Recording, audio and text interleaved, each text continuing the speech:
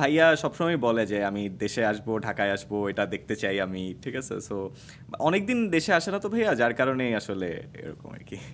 বাহ! অবশ্যই আমি চাই যে তিনি দেশে আসুক এবং দেখুক যে আমাদের দেশে এখন একটা নাটকে সবচাইতে জনপ্রিয় অভিনেতাদের একজন Yash Rohan.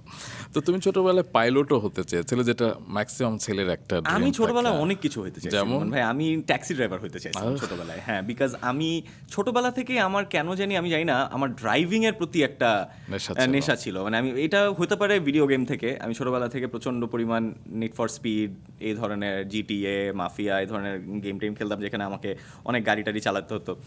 And I was always very fascinated with not cars, মানে আমি কিন্তু গাড়ি ফ্রিক না।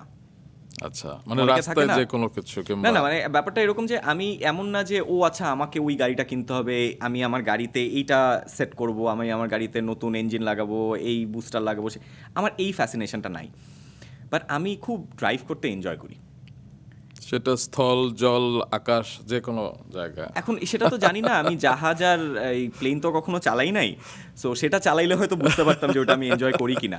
তবে নৌকা চালাতে আমি পারি, বাট সেটা আমি এনজয় করি না, কারণ নৌকা চালানো অনেক কষ্ট। সেটা কি আদম সিনেমা শুটিং করতে গিয়ে? না, স্বপ্নজালের সময় শিখেছিলাম। ও আচ্ছা, আচ্ছা। আদমে আমার খুব হেল্প হয়েছিল। কিন্তু মানে নৌকা চালাতে আমি পারলেও আমি এনজয় করি না, গাড়ি চালাতে পারি এবং সেটা আমি খুব এনজয় করি। ছোটবেলা থেকে না মানে ওই ড্রাইভিংয়ের প্রতি একটা নেশা ছিল, যার কারণে আমার তখন মনে হতো কি যে আমি তাহলে ট্যাক্সি ড্রাইভার হব। ট্যাক্সি ড্রাইভার হলে আমি সারাদিন গাড়ি চালাবো, প্যাসেঞ্জার আসবে, প্যাসেঞ্জার নেমে যাবে, আমি এখান থেকে এখানে যাবো। সো আমি ছোটবেলায় আমার একটা এরকম একটা গামলা ছিল, এই গামলা টেবিলের মধ্যে ঠেকায় I used to steering pretend করতাম যে আমি গাড়ি চালাচ্ছি, এবং আমাকে ছোটবেলায় সবাই ডাকতো গামলা সোনাই।